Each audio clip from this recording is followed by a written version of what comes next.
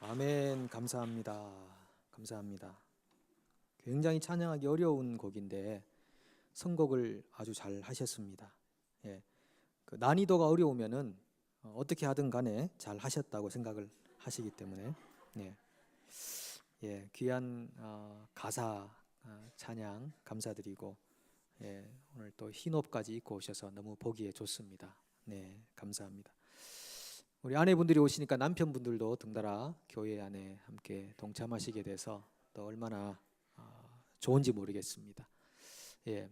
오늘 우리 예배 시간에 뒤에 보니까 우리 선교사님들 또 우리 북한 청년들 이렇게 남한 이제 시민권을 가지고 있지만 많이 참석했습니다. 지금 YM에서 훈련하는 기간 중에 있는데 영어도 배우고 또 신앙적으로도 훈련하고 여러 면에서 지금 잘 갖춰져 가고 있습니다. 잘 갖춰진 우리 형제 자매들이 또 앞으로 하나님이 어떻게 사용하실지 기대가 되거든요. 우리 큰 박수로 한번 격려해 주시면 감사하겠습니다. 네. 형제 4분하고 자매 1분이세요. 여러분 나중에 혹시 같이 교제할 수 있는 기회가 있으면 좀 같이 교제도 하고요. 뭐 선교에서든 목장에서든 좀 초청해서 같이 교제하고 하면 좋겠다는 생각이 듭니다. 동족 사랑의 실천이 우리 가운데 있으면 좋겠습니다. 우리가 오늘은 아가서 말씀 묵상하고 함께 나누는데 우리가 이사야서 말씀 이제 통독하면서 들어갔지만 얼마 전까지 아가서 말씀 우리 이틀에 걸쳐서 함께 읽었습니다.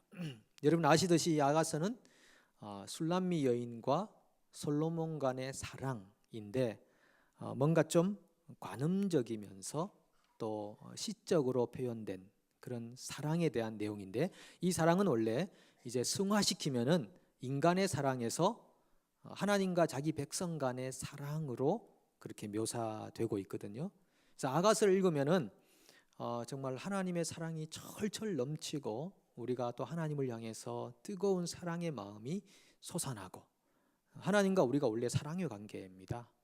사랑이 있으면 모든 것이 다 해결될 겁니다. 하나님과 우리 간의 이 사랑의 부족함 때문에 그런 많은 문제들이 발생하고 결국은 죄라는 것이 사랑의 관계를 끊어놓는 역할을 하기 때문에 우리가 하나님과 우리 간의 이 사랑이 회복되면은 우리가 인생을 살아가면서 조금 더 풍성한 좀 더 보람 있는 의미 있는 그런 삶을 살겠다는 생각을 해봅니다.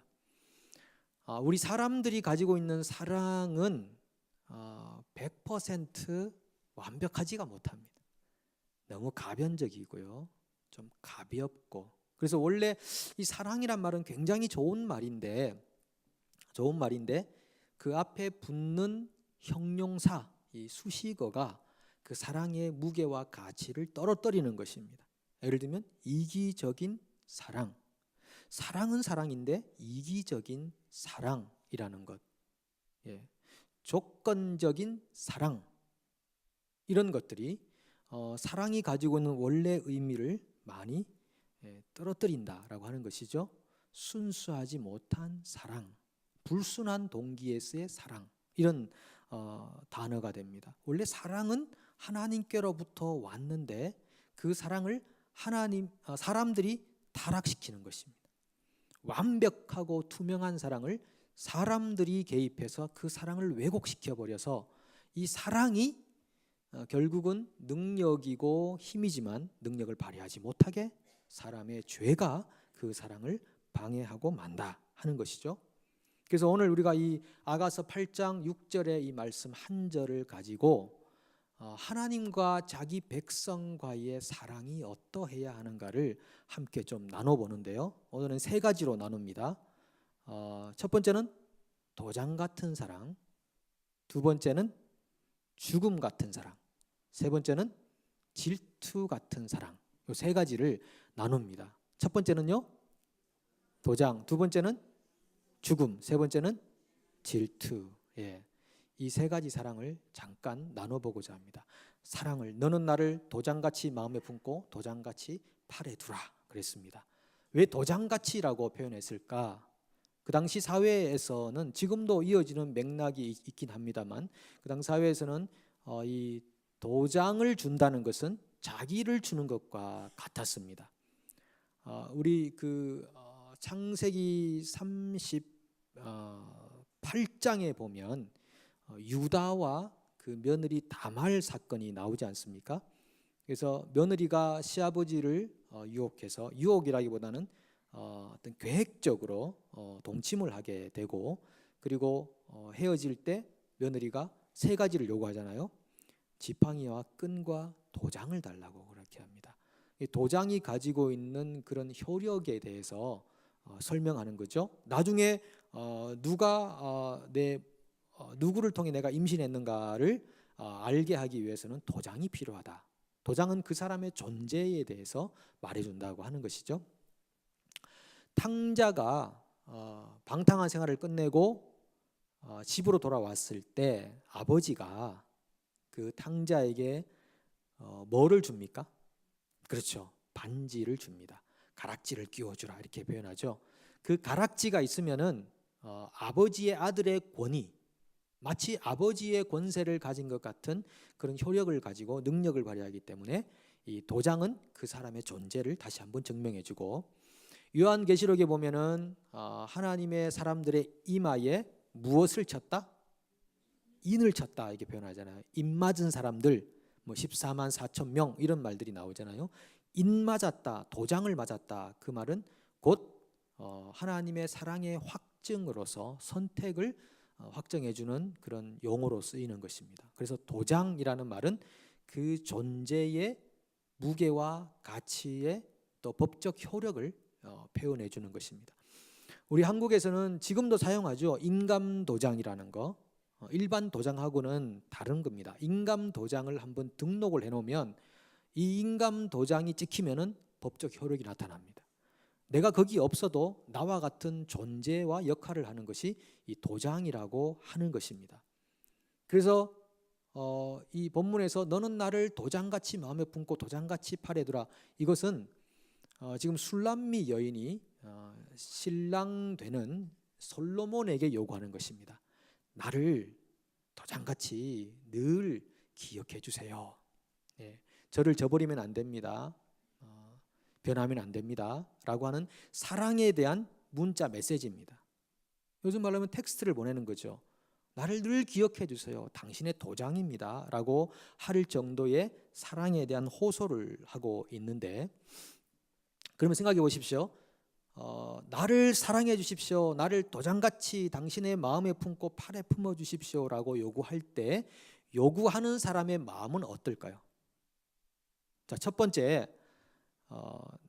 나는 당신을 그렇게 사랑하진 않지만 당신이 나를 꼭 사랑해 주셔야 됩니다.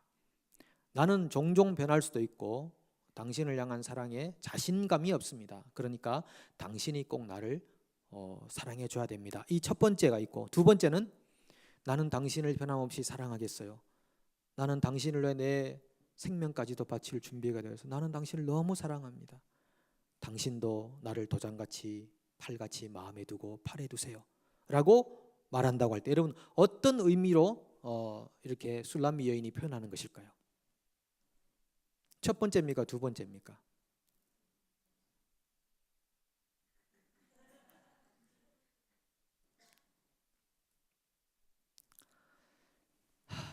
예. 사실은 어떻게 보면 두 가지 다 의미가 있는 것 같기도 하지만, 자, 그럼 이렇게 생각해 보시죠. 베드로가 예수님에게 말씀하실 때 너는 나를 사랑하느냐? Do you love me? 이렇게 말하잖아요. 네가 다른 사람들보다 나를 더 사랑하느냐? 이렇게 묻잖아요. 그 물을 때 예수님의 마음은 어떨까요? 첫 번째입니까? 두 번째입니까? 두 번째 마음이겠죠. 우리 예수님의 마음은 두 번째 마음일까? 나는 너를 끝까지 사랑할 텐데 너는 나를 사랑하니? 라고 묻는 것입니다. 너 나 사랑해? 라고 묻는 것입니다.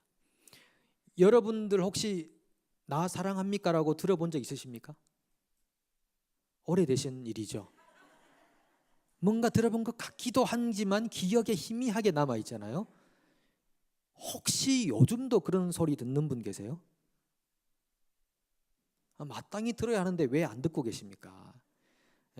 나 사랑해 라고 이렇게 보통 남편이 아내에게는 안 하지만 아내가 남편에게 묻죠. 아내가 남편에게 나 사랑하세요? 이렇게 묻습니다. 남편이 아내에게 묻는 경우는 한 세기에 한 번 정도 있다고는 합니다만은 여기 구성집사님 그럴 가능성이 많다고 생각이 들고요. 보통 아내들이 남편에게 나 지금도 사랑해? 라고 묻습니다. 그 말은 첫 번째일까요? 두 번째일까요? 첫 번째라고 하시네요. 뒤에서. 예. 보통 나를 사랑하느냐고 물을 때는요, 자기가 사랑하지 않는데 상대방에게 나 사랑하느냐고 묻는 사람은 거의 없을 겁니다.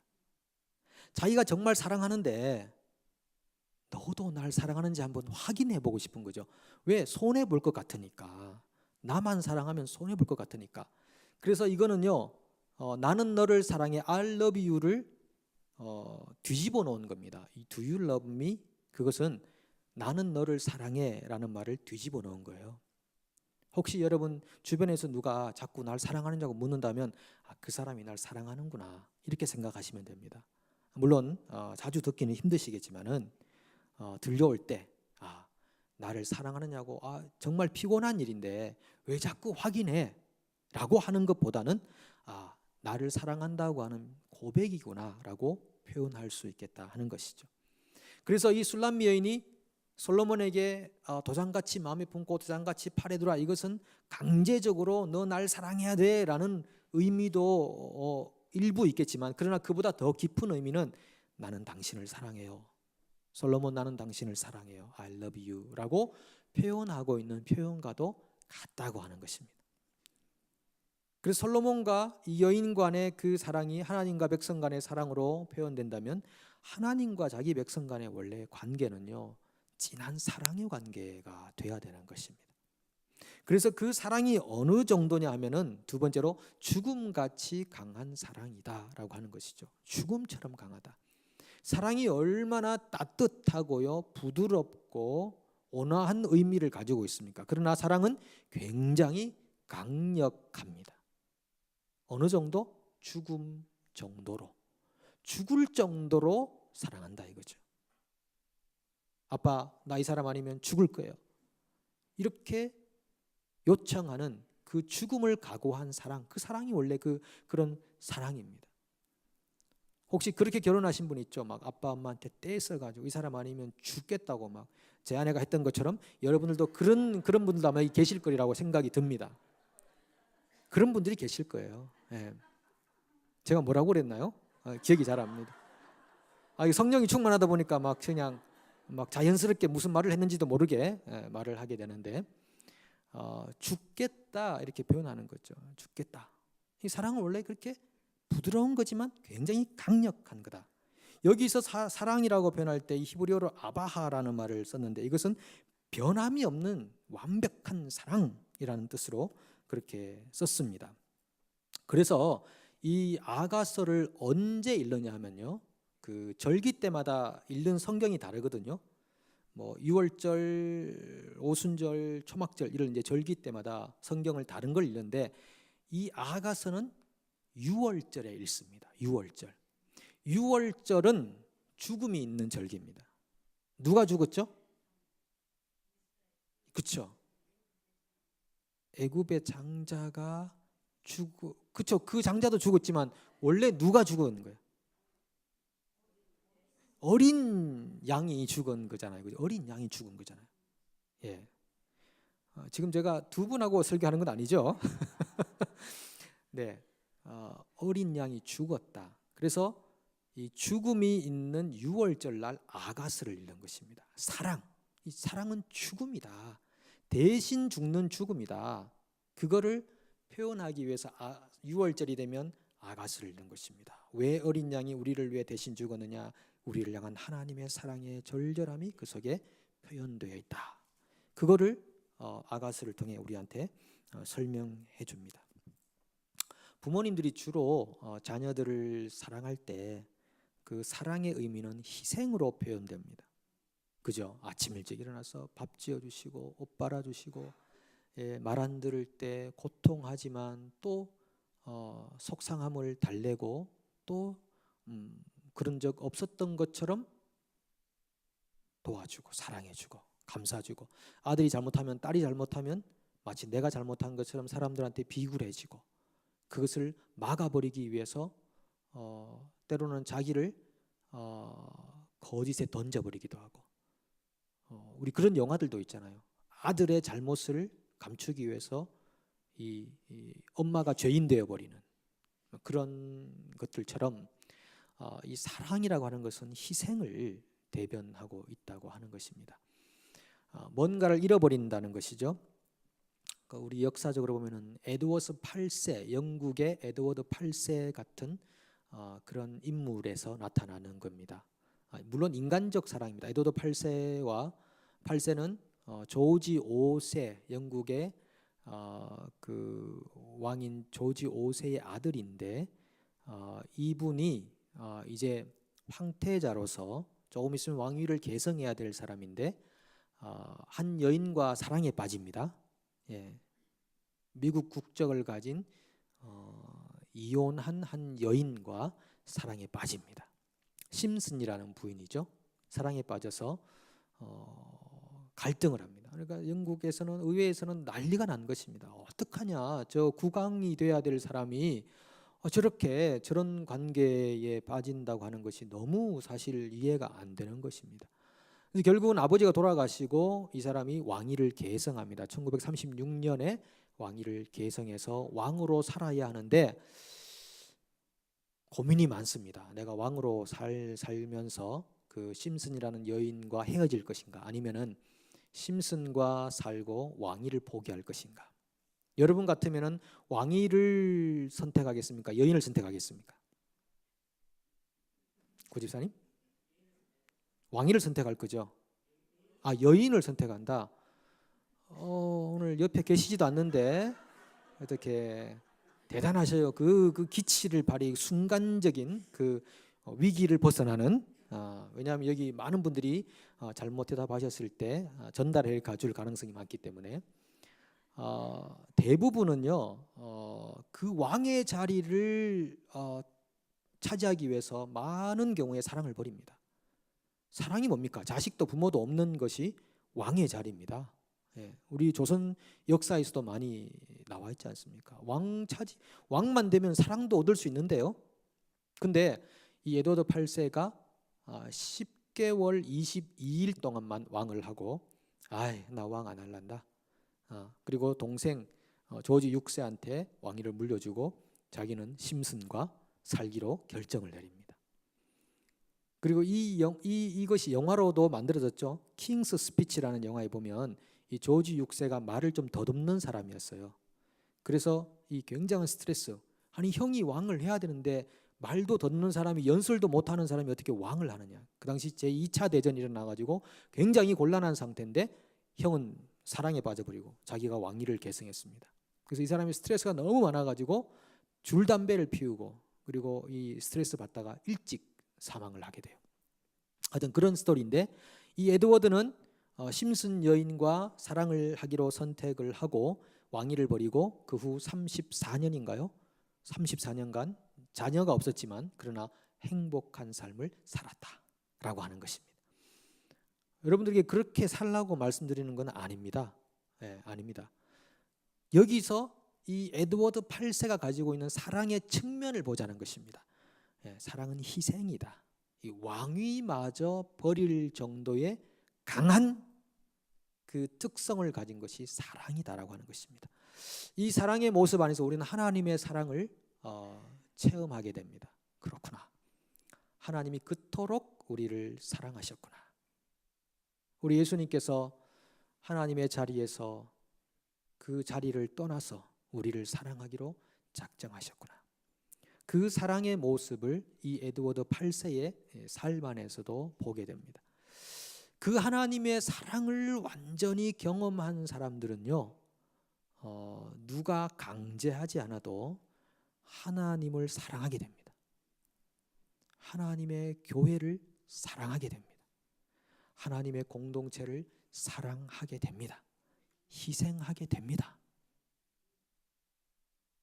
내가 남는 시간에 조금 봉사하면 되지 뭐, 그런 생각 가지는 것은 하나님의 사랑을 알지 못하기 때문입니다. 그리고 조금 봉사한 것을 굉장히 크게 여기고 있는 자기 의로 가지고 있는 것은 하나님의 사랑을 완전히 체험하지 못했기 때문입니다. 하나님의 사랑을 완벽하게 체험하고 나면요, 정말 하나님을 위해 드리는 것이 무엇이 과다한 것인가 라고 할 정도의 그 사랑의 깊이에 매몰되는 것이죠. 여러분은 어떻습니까? 저는 이 토마스 아퀴나스가 했던 이야기를 보고 엄청난 그런 감동을 받습니다. 신학대전이라고 쓴 토마스 아퀴나스가 기도와 금식 중에 있었는데 하나님이 묻습니다. 야, 토마스야, 내가 너한테 뭘 줄까? 그럴 때 이 사람이 말합니다. 저는 아무것도 필요 없습니다. 제게 주시려면 주님 자신을 주십시오. 주님은 저의 것이고 저는 주님의 것입니다. 혹시 여러분 이런 기도 해보신 적 있으십니까? 저 해봤는데요, 하나님 엄청 좋아하십니다. 하나님 엄청 좋아하십니다. 자주 하지는 못했습니다. 근데 그런 고백을 할 시점이 있어서 하나님께 한번 올려보니까 하나님 너무 기뻐하시더라고요. 여러분, 우리 삶에서 이런 고백 자주 있으면 좋겠습니다. 주님, 제가 필요한 거요? 제 앞에 문제는 한두 가지가 아니죠. 그런데 저한테 정말 필요한 거는 주님밖에 없습니다. 나는 주님의 것이고 주님은 내 것인가 아시죠? 나는 주님만 필요해요. 이 고백이 그냥 외워서 하는 고백이 아니고 정말 우리의 진심에서 나오는 고백이면요, 우리 주님 굉장히 기뻐하십니다.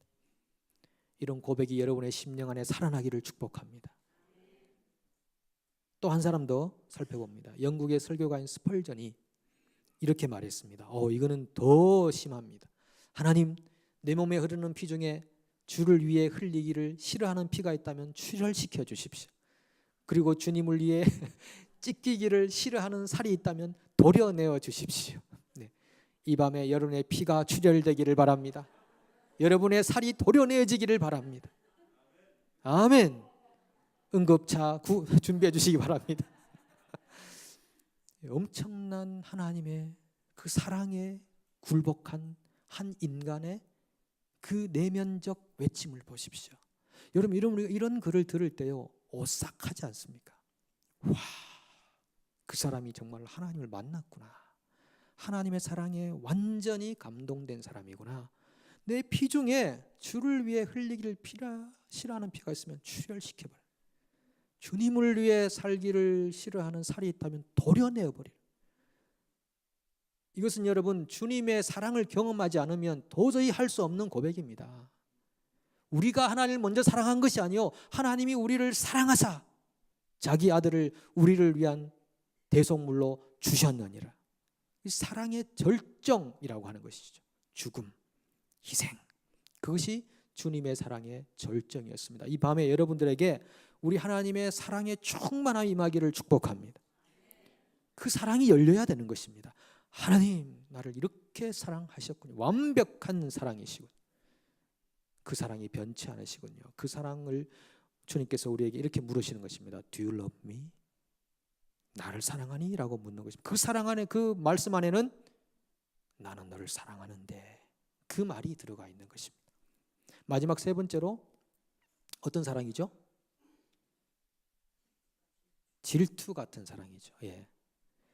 자, 주님의 사랑은 질투를 동반한 사랑입니다. 사랑과 질투는 맥을 같이 하죠.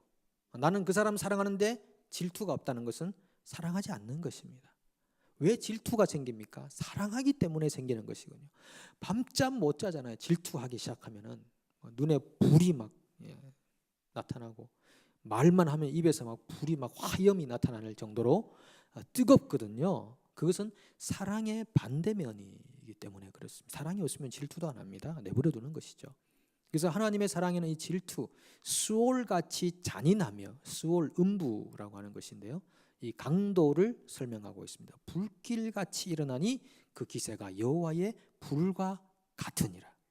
여호와의 불, 그 소멸하는 불, 심판의 불, 징계의 불, 이런 하나님의 불, 그 불이 곧 하나님의 사랑을 표현하는 것이고, 하나님은 사랑하는 아들마다 채찍질하신다라고 하는 것입니다. 징계하시느니라. 너에게 징계가 없으면 사생자요 징계로라고 표현합니다. 아버지가 없는 사람이에요. 징계가 없다는 것은 아버지가 없는 사람이에요.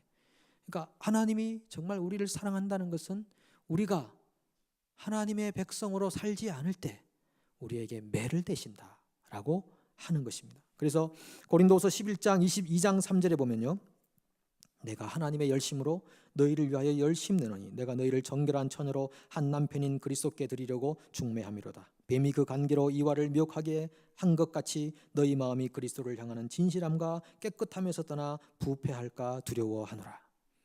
이 교회를 향한 말씀입니다. 이 시대의 교회는 하나님의 신부입니다. 정결함과 진실함에서 부패할까 하노라. 현대 교회들이 얼마나 많이 부패한 면을 가지고 있습니까? 진실함이 없습니다. 정결함이 없습니다. 온갖 우상 숭배와 세상의 것들이 들어와 있습니다. 주님을 얻고자 하는 사람들이 아니라 주님으로 인해 무엇인가를 얻고자 하는 사람들로 가득 차 있는 곳이 기도합니다. 우리에게 무엇을 요구하느냐? 신부로서 정결해라. 정말 신랑을 얻기를 바라라는 것입니다. 그 신랑을 통해 안정된 삶과 번쩍거리는 자동차와 아파트를 얻으려고 하지 말고 그 신랑을 사모하라는 것입니다. 진실함과 정결함에서 떠나 부패할까 하노라. 바울은 그래서 교회를 정결한 신부로 만들기 위해서 얼마나 헌신적으로 자신의 인생을 내던졌냐 하는 것입니다. 하와가, 뱀이 하와를 유혹해서 하나님의 정결한 신부로 있어야 할 인간의 자리를 이탈하여 타락하게 만든 것처럼 오늘날도 뱀은 교회를 타락의 공동체로 만들기 위해 열심히 일한다는 것입니다. 마치 하와를 유혹했듯이 교회를 유혹하여 그 정결함과 그 진실함에서 떠나 부패하는 교회가 되도록 지금도 사탄은 열심히 공격하고 있다. 그래서 우리에게 필요한 것은 어떤 사랑입니까? 하나님의 질투를 기억하고 교회가 하나님을 사랑하되 정결한 신부가 되기 위해 몸부림하는 것입니다. 하나님, 우리가 어떻게 하여 정결한 신부가 될 수 있을까요? 어떻게 진실한 공동체가 될 수 있을까요? 진실성을 잃어버리지 않는 교회가 될 수 있을까요? 라고 물으며 나가는 것입니다. 민수기 25장에 보면요, 이스라엘 백성들이 이제 광야 생활을 하다가 이제 그 한 장소에 이르는데 시딤이라는 장소에 갑니다. 그 시딤이라는 장소에 가서 모압 여인들과 음행하기를 시작하니라 그랬습니다. 이스라엘 백성은 오늘날의 교회와 같은 그런 선택된 민족이었습니다. 그런데 그들이 시딤에 간데, 이 시딤이란 말은 아카시아 나무가 많은 곳을 말합니다. 아카시아 나무가 많다는 것은 그만큼 번성했다, 삶의 안정과 풍요가 있다는 것입니다. 삶의 안정과 풍요가 있을 때 그들에게 찾아온 것은 성적인 타락이었다고 하는 것입니다. 모압 여인들과 음행하기 시작하니라. 그런데 그 음행이 일어났을 때에 하나님의 백성들 안에 하나님께서 심판을 내립니다. 전염병이 돌기 시작합니다. 그래서 하나님이 모세를 통해 말합니다. 그 음행하고 있는 수령들, 그 우두머리들을 매달아라. 하나님이 이스라엘과 아무런 상관이 없으면 음행을 하든 무슨 우상 숭배를 하든 무슨 상관이 있습니까? 그 사랑이 질투와 연관되어 있고 정결하게 만들기 위해서 그 수령들을 나무에 매달라, 이렇게 표현합니다. 그래야 여호와의 진노가 그 이스라엘을 떠나리라, 이렇게 말합니다. 그리고 모세가 재판관들에게 바알 제사에 가담한, 왜냐하면 그 여인들과 음행을 하고 나니까요, 여인들에게 그 복속이 되어버려서 여인들이 바알에게 제사할 때 남자들이 따라오는 것입니다. 한 몸이 되고 나니까 남자들이 그 영적 음행 안에 동참을 하게 됩니다. 그때 모세가 재판관들에게 말합니다. 그 바알 제사에 가담한 사람들을 다 죽이라, 이렇게 표현합니다. 그런데 그런 와중에도요, 한 남성이, 이스라엘 한 남성이 미디안 한 여성을 데리고 이스라엘 막사로 들어오는 것을 봅니다. 그때 누가 나서느냐? 아론의 손자 엘르아살의 아들 비느하스가 손에 창을 들고 그 막사를 따라 들어가서 남성과 여성의 배를 찔러서 죽여버립니다. 그때 비로소 전염병이 그쳤다라고 표현합니다. 그래서 하나님이 이 비느하스에게 어떻게 말하는가 하면요, 지금까지 잘 띄워줬다가 읽으려고 하니 사라지는 이런 기가 막힌 타이밍을 우리가 무엇으로 해석을 해야 될지, 제사장 아론의 손자 엘르아살의 아들 비느하스가 내 질투심으로 질투하여 이스라엘 자손 중에서 내 노를 돌이켜서 내 질투심으로 그들을 소멸하지 않게 하였도다. 그러므로 말하라, 내가 그에게 평화의 언약을 주리니 그와 그의 후손에게 영원한 제사장 직분의 언약이라. 그가 그의 하나님을 위하여 질투하여 이스라엘 자손을 속죄하였습니다. 하나님의 의에 동참했던 사람입니다. 보통 여기까지 가는 데는 굉장한 믿음의 연단이 필요합니다. 하나님의 의의 공동체, 진실하고 정직한 공동체를 만들기 위해 손에 창을 드는 것은 아무나 할 수 있는 일이 아닙니다. 누가 그걸 좋아하겠습니까? 그러나 하나님의 백성, 하나님의 사랑받는 백성이 하나님의 공동체로서 정결함을 유지하게 하기 위해 연단되었던, 그리고 레위 자손으로서 오랫동안 훈련을 받았던 비느하스가 하나님의 징계와 심판에 가담했습니다. 그리고 그는 결국 손에 비록 창은 들었지만 그에게 주어진 인생의 결론은 너에게 평화의 언약을 주겠다라고 하는 것입니다. 죄를 대항하여 싸울 수 있는 사람에게 하나님께서 평화를 주신다고 하는 뭔가 역설적인 결론이 그에게 주어지는 것입니다. 수수방관하고 있는 자, 하나님의 진리와 의를 위해 손에 창을 들 수 없는 사람들은 아직 연단이 부족한 사람들인 것입니다. 그래서 믿음의 공동체가 하나님의 사랑이라는 그 속성이 타락하지 않도록 하기 위해서 함께 하나님의 의의 일에 가담하여 함께 거룩함을 유지해 갈 때 그에게 하나님이 언약을 세워주시는 것입니다. 평생 하나님의 평화가 너를 따라 다니니라. 여러분의 인생 안에서 하나님의 평화의 언약이 주어지기를 축복합니다. 제가 말씀을 준비하는데 이 이메일에 어떤 이런 글이 하나 왔습니다. 가끔 글을 보내주는 분이 한국에 한 분 계시는데 이런 글이었어요. No battle, no victory라고 하는 글이었습니다. 그럼 바실레아 슐링크라는 독일 신학자 분이 한 분이 쓰신 건데 No battle, no victory라고 하는 것입니다. 그분이 했던 이야기 중에 마지막이 뭐냐면 승리의 면류관은 싸움을 견딜 준비가 된 사람에게 주어집니다라고 하는 것입니다. 교회는 죄와 대항하여 싸우는 공동체입니다. 악과 대항하여 싸우는 공동체입니다. 그래서 교회가 진실함과 순결함을 유지해야 하는 것입니다. 그리하여 하나님의 사랑이 유감없이 세상에 흘러가도록 해야 하는 것입니다. 오늘 우리 주님의 교회가 정말 정결한 신부가 되고 연단된 믿음을 가진 사람들이 모이는 공동체가 되어서 세상이 주는 달콤한 평화가 아니라 하나님이 주시는 진정한 평화가 숨쉬는 공동체가 되기를 축복합니다.